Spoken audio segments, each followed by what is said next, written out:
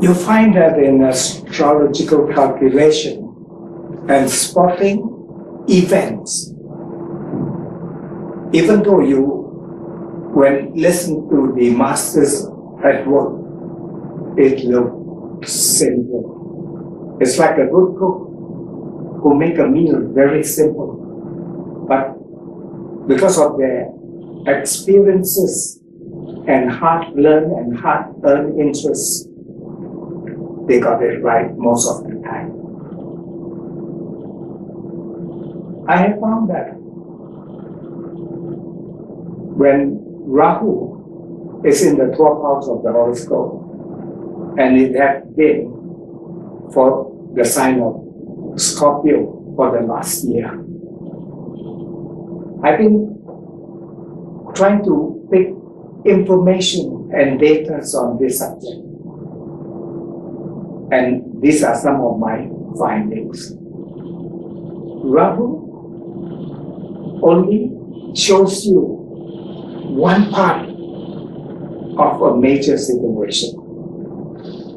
In Thai astrology, Rahu is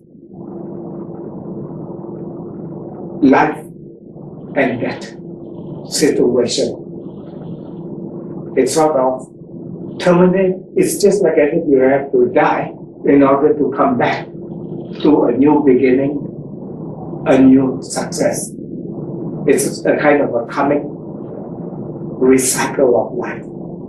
So all the bad things that's happening to you will normally be, this will be a big dumpster of clearance of all the problems, complications, and most trouble events. This planet Rahu, in my opinion, is like the bomb that was thrown over Hiroshima that eventually bring in the Great Japan. This is the planet that is famous for its assassination.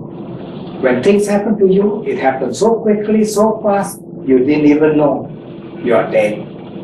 Or you didn't even know you get blown out. So, this planet Rahu is like a revolving door. It's like Murphy's Law. If it ought to happen, it will happen. And anything that's not nailed down will get blown away. So what happened here is this. I've been observing the whole year of this Rahu being in the 6th house. More so with ascendant of Scorpio, with the moon sign of Scorpio, with the sun sign of Scorpio. And there are more complexity and technique that you can use either as Nachastra or lot interchange or what have you, depending on how much you learn and what's the skill and expertise you can put into it. My system are usually based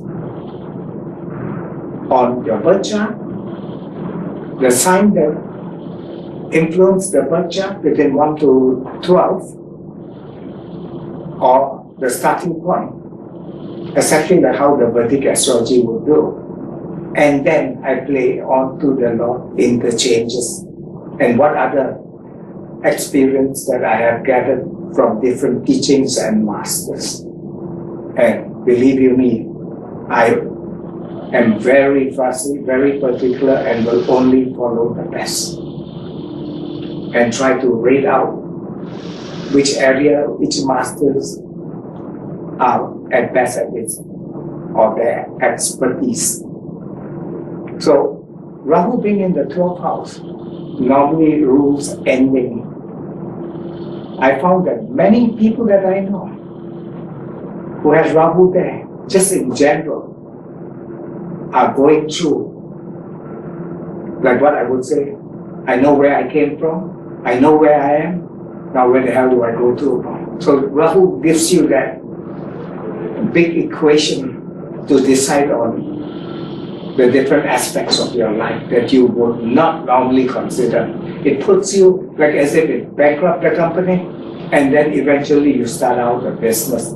It ends situation that you have been in comfort zone and enjoying for a long time, and it makes you hungry and determined to succeed. Now, with Rahu in the 12th house, usually I find that people do go away, or go away could mean in many forms. Go to another country, go away from what they have always been doing and comfortable with. It takes you out of your comfort zone. Go away means having more travel or meeting with people from afar and starting to make good connections.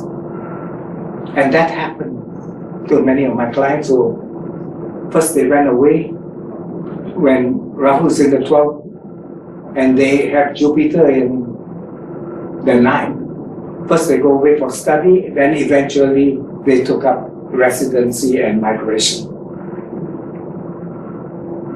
And in one particular case, Jupiter was at the end of the moon in their chart with Rahu in the 12th house in transit. The good mother lost a baby premature. In other cases,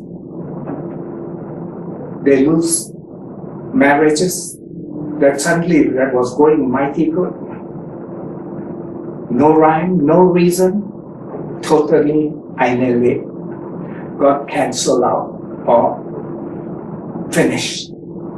So Rahu in the 12th normally finishes a circumstance situation, and usually it leads to some heartache, heartbreak, losses, or if it's in a fire sign, it could create a burn down, a building burn, and suddenly you have to move out of that location.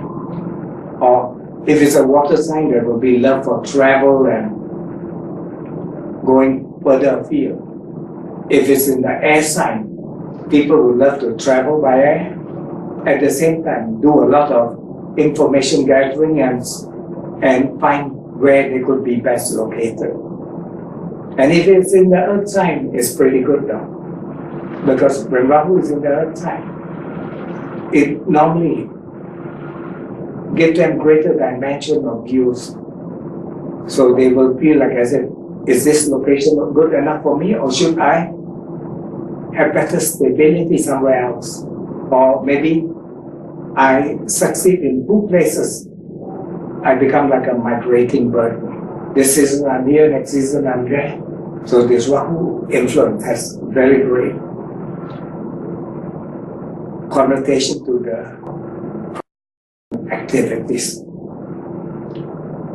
My astrology, even though have been based on a lot of findings for the whole year, is still very basic in ingredients. To be a good astrologer, you have to know other factors. You must know how to use your tool rightly. Which one can take the curve, which one can take the straight cut, and how you can best deal with the chart factor. Whenever I predict astrology, I try not to use too technical terms.